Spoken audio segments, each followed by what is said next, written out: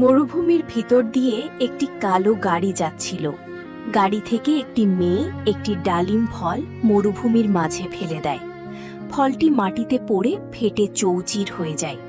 হঠাৎ দূর থেকে একটি ম্যাকাও পাখি এসে ডালিমের দানা খেতে থাকে।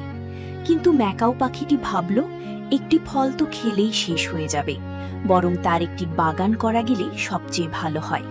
সে ডালিমের দানাগুলো মরুভূমিতে একটি গর্ত করে বপন করল এবং নারিকেলের খোলে করে পানি সেচ করল। কিছুদিন পর সুন্দর একটি ডালিম গাছ হলো এবং কয়েকটি ফল ধরে পেকে গেলে কিছু দুষ্টু বানর এসে ফলগুলো খেয়ে ফেলল এবং গাছটিকে নষ্ট করে ফেলল। ম্যাকাও পাখি ফিরে এসে দেখল তার কষ্টে গড়া ফল গাছটি বানর নষ্ট করে দিয়েছে। সে অনেক দুঃখ পেয়ে কান্না করে দিল এবং ছড়িয়ে ছিটিয়ে থাকা ডালিমের দানাগুলো মরুভূমির মাঝে অসংখ্য গর্ত করে তাকে বপন করে দিল। কিছুদিন পর মরুভূমির মধ্যে বিশাল একটি ডালিমের বাগান হয়ে গেল।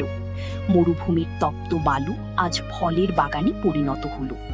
ম্যাকাও পাখি আনন্দে গাছের এই ডাল থেকে ওই ডালে লাফাতে লাগলো, কিন্তু তার মনে অনেক দুঃখ, কারণ অনেকেই এখনো চ্যানেলটি লাইক এবং সাবস্ক্রাইব করো নাই।